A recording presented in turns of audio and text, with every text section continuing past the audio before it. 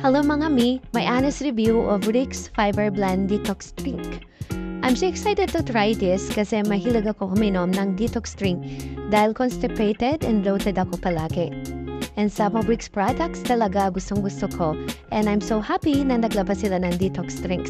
So maganda ang packaging at meron siyang sticker na dito na premium Japan quality.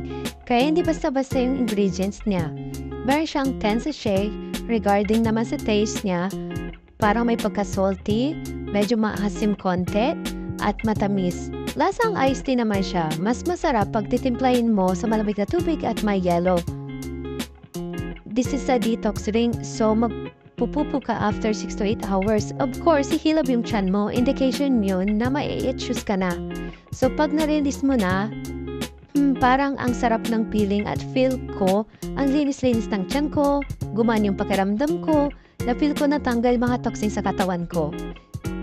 So, parang appetite suppressant din siya na syempre nag-detox ka or papayat ka pero huwag kang umasa sa drinks pag nagpapapayat. Need mong mag-exercise at kumain ng healthy foods.